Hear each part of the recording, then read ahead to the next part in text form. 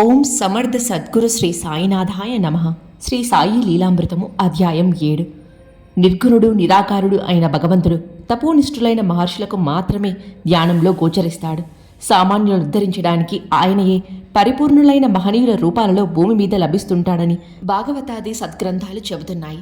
కానీ అందరూ మహనీయులుగాను ఉన్న దైవమే సాయిగా ప్రత్యేకించి అవతరించినదని భక్తుల అనుభవాలు నిరూపిస్తున్నాయి.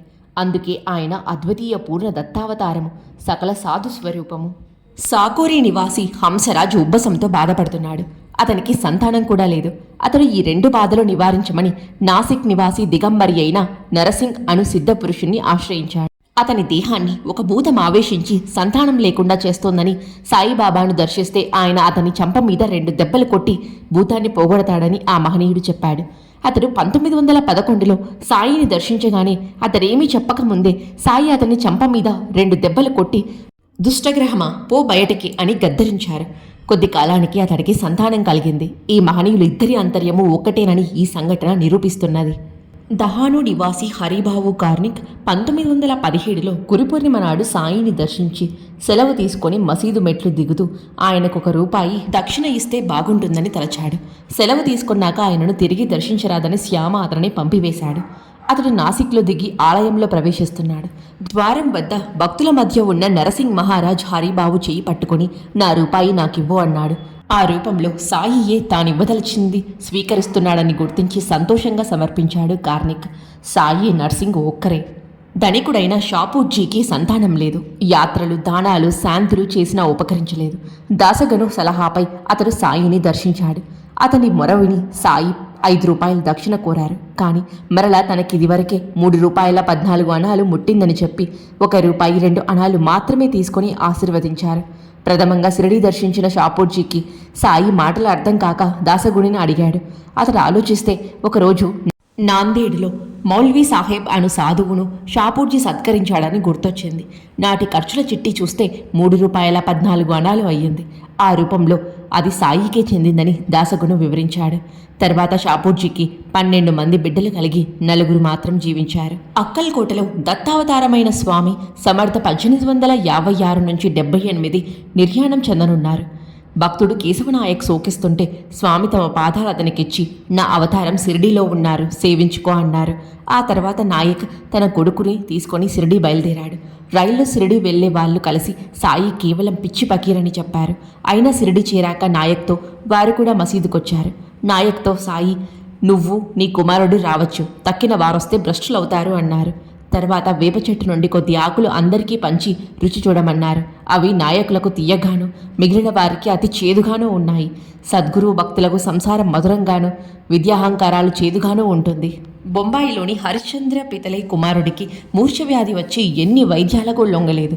మిత్రుల సలహాపై సాయిని దర్శించగా వారి ఆశీర్వదనంతో తగ్గింది.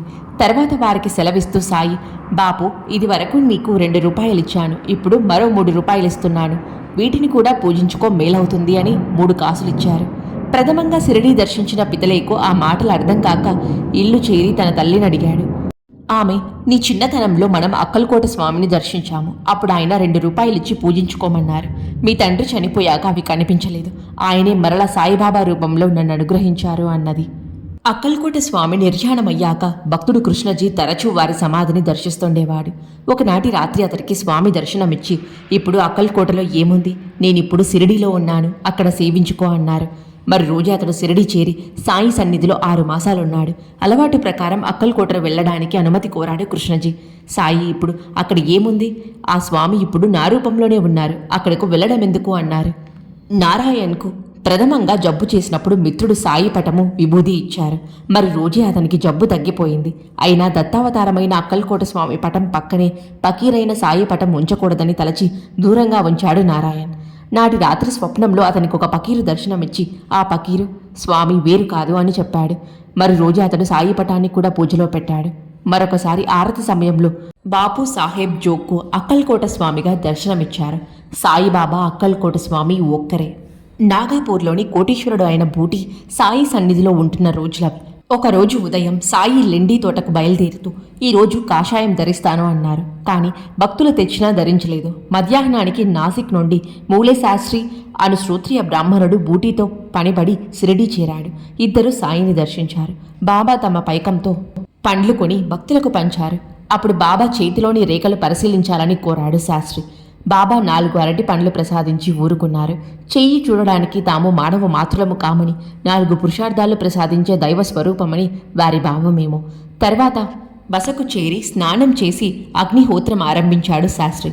మసీదులో హారతి సమయంలో బూటీని పిలిచి ఆ నాసిక్ బ్రాహ్మణుడిని దక్షిణ తీసుకొని రమ్మని చెప్పు అన్నారు బాబా. బూటీ ఆ మాట చెప్పగానే శ్రోత్రియుడైన తనను ముస్లిం అయిన బాబా అలా ఆజ్ఞాపించడం అతనికి చిరాకనిపించింది. బూటిపై గౌరవంతో మాత్రమే అయిష్టంగా శాస్త్రి మసీదుకు చేరి ముంగిట నుండే బాబాకు పుష్పాంజలి సమర్పించాడు. కానీ అతనికి బాబా కనిపించలేదు. ఆ స్థానంలో అతనికి గురువు గోలబ్ స్వామి కాషాయధారి అయి కూర్చొని ఉన్నారు. పట్టలేని సంతోషంతో శాస్త్రి మసీదు ప్రవేశించి తన గురువు పాదాలకు ప్రాణమిల్లాడు. భక్తులందరూ హారతి పాడుతుంటే శాస్త్రి తన్మయత్వంతో తన గురునామం స్మరిస్తున్నాడు. కొంతసేపటికి అదే స్థానంలో సాయి కనిపించి దక్షిణ కోరారు. కులగర్వం, విద్యాగర్వం నశించి ఆనంద బాష్పాలు రారుస్తూ దక్షిణ సమర్పించాడు శాస్త్రి. అతడి అనుభవం విన్నాక కానీ నాటి ఉదయం కాషాయం ధరిస్తామన్న బాబా మాటలకు అర్థం భక్తులకు బోధపడలేదు. సాయి గోలబ్ స్వామి వేరు కాదు. ఒకనాడు షిరిడీ వచ్చిన డాక్టర్ పండిత్ను భక్తుడైన దాదా కేల్కర్ ఇంటికి వెళ్ళమని చెప్పి దారి కూడా చెప్పారు సాయి. తర్వాత కొంతసేపటికి డాక్టర్తో కలిసి మసీదు చేరి బాబాను పూజించాడు కేల్కర్. అప్పుడు పండిత్ పల్లెంలో చందనం తీసుకొని బాబా నొసట పెట్టాడు. ఎవరిని అలా చేయనివ్వని బాబా ఆనాడు ఊరుకుంటే కారణం అడిగాడు కేల్కర్. అతడికి దోపేశ్వర్లో కాకా మహారాజ్ అనే బ్రాహ్మణ గురువు ఉన్నారు. నాలో వారిని దర్శించి అతడెలా చేశాడు, నేనెలా కాదనగలను అన్నారు బాబా. సగుణమీరు నాయక్ అనే యువకుడు నర్సోబావాడి అనే క్షేత్రం దర్శించి శ్రీ వాసుదేవానంద సరస్వతి అను మహనీయుణ్ణి చూచాడు. అతడిని చూస్తూనే ఆ యతి, నీవొక మహనీయుని దర్బారుకు చెందినవాడివి, నీకంతకంటే ఏం కావాలి అన్నారు. అతడికి ఆ మాటలకు అర్థం కాలేదు. తర్వాత అతడు కాలేజీలో చదువుకుంటూ ఉండగా నాస్తిక ప్రభావానికి గురయ్యాడు. అతని సందేహాలు తీర్చలేక అతడి తండ్రి బాబాను దర్శించమని చెప్పాడు. అతడు 1912లో షిరిడీ వెళ్ళాడు. అతన్ని చూస్తూనే అతని మాతృభాషలో కన్నడంలో, దేవుడు లేడంటావేమి, నిశ్చయంగా ఉన్నాడు అంటూ అతని కళ్ళల్లోకి చూచారు బాబా. ఒక్క వాక్యంతో, చూపుతో సంశయాలన్నీ తీరిపోయాయి. తర్వాత అతడు మసీదుకెళ్ళి బాబా యొక్క దివ్య వర్చస్సుకు తన్మయుడై కన్మార్పక చూస్తూ కూర్చున్నాడు. సాయి నవ్వి, ఏమిటి పిచ్చివాడిలా అలా చూస్తున్నావు? నీవు బాల్యంలో పశువులను మేపుతుండగా వచ్చాను కదా, మరచావా? మన తల్లిదండ్రులు ఇక్కడే ఉన్నారు, మనం ఇక్కడే ఉండాలి అన్నారు. సగున్ ఇల్లు చేరి తన తల్లితో సాయి చెప్పినది విన్నవించాడు. ఆమె అప్పుడు, నీ 9వ ఏట నీవు పొలంలో పశువులను మేపుతూ ఉండగా ఒక సాధువు కనిపించి నిన్ను పిలిచారు. నీవు నాతో చెబితే నేను కూడా వారికి భిక్ష ఇచ్చాను. అప్పుడు ఆయన నీతో, నీవు నా చెంతకు ఎప్పుడొస్తావు అని ఆశీర్వదించి వెళ్ళిపోయారు అన్నది. అంటే ఆ సాధువు తమ రూపమేనని సాయి తెలిపారు. అప్పుడు కానీ శ్రీ వాసుదేవానందులు చెప్పిన మాటలకు అర్థం సగున్కు తెలియలేదు.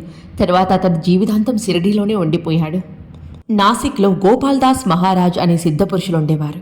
వారి భక్తులు డాక్టర్ గానే బాబాను కూడా పూజిస్తుండేవారు. ఒకరోజు అతని మామగారు షిరిడీ వెళ్తుంటే నాసిక్లో గోపాలదాసు గారికి తన దక్షిణగా 5 రూపాయలు అందజేయమని ఇచ్చాడు. నాటి సాయంత్రం రామాలయంలో సాధు సంతర్పణకని గోపాల్దాస్ స్వయంగా వంట చేస్తున్నారు. ఎందరో భక్తులు అక్కడ చేరారు. దక్షిణ అందజేయడం ఎలా అని గునే మామగారు ఆలోచిస్తుంటే స్వామి అతనిని పిలిచి 1, 2, 3, 4, 5 అంటూ లెక్కించి దక్షిణ అడిగి తీసుకున్నారు.